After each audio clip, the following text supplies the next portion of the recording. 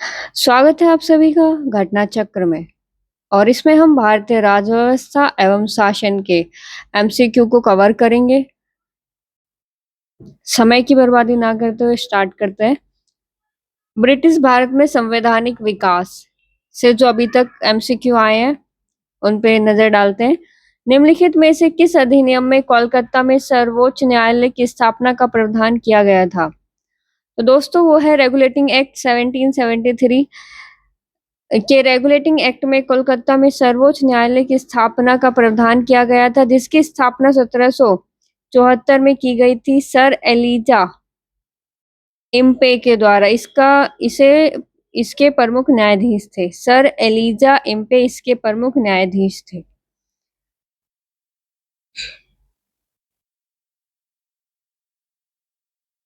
सूची एक को दूसरे से सुमेलित करना है।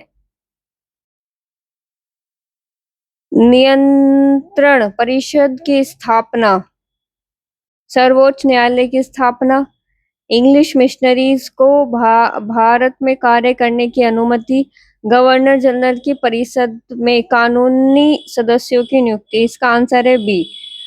इसके अनुसार निर्णय नियंत्रण परिषद की स्थापना पीटर पिट्स का भारतीय अधिनियम 1784 में किया गया था। सर्वोच्च न्यायालय की स्थापना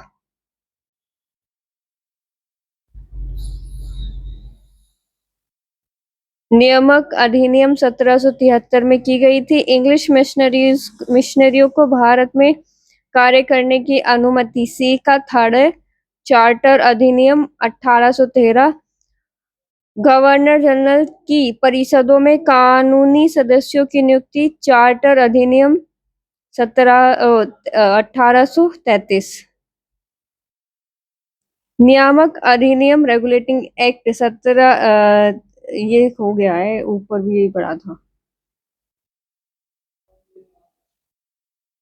किस अधिनियम के द्वारा ब्रिटिश संसद ने चाय और चीनी के साथ व्यापार को छोड़कर ईस्ट इंडिया कंपनी के भारत के साथ व्यापारिक एकाधिकार को समाप्त कर दिया था?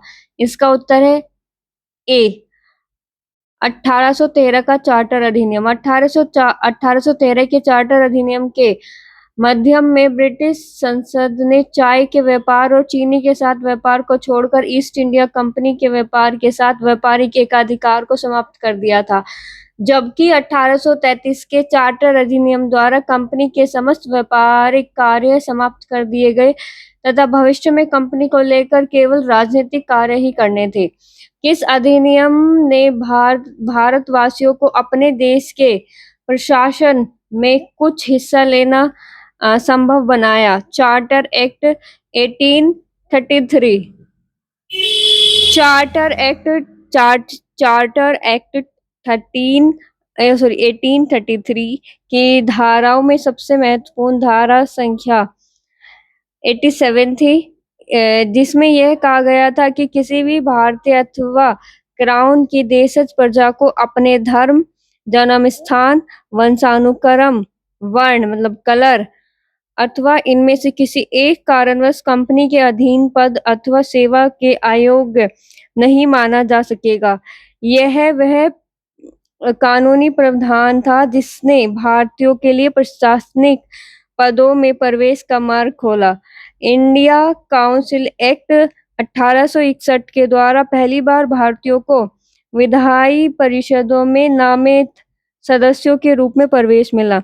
निम्नलिखित में से किस अधिनियम के अंतर्गत भारतीय विधान परिषद को बजट पर बहस करने की शक्ति प्राप्त हुई? बी भारतीय परिषद अधिनियम 1892। 1892 के भारतीय परिषद अधिनियम ने विधान परिषद के कार्यों में वृद्धि की। इसके तहत बजट पर बहस करने की शक्ति दी गई, परंतु मतदान का अधिकार नहीं मिला। इस अधिनियम के तहत 6 दिन की पूर्व नोटिस पर कार्यपालिका ने प्रश्न पूछने की अनुमति दी, परंतु पूर्व प्रश्न पूछने का अधिकार नहीं था। दोस्तों, मुझे आपसे एक बात करनी थी कि आप मुझे ये बता सकते हैं कि या तो हम लोग मिलकर इसके डिटेल या फिर मतलब एक्सप्लेनेशन भी पढ़े या फिर केवल प्रश्नों का हल करके आगे बढ़ते जाएं।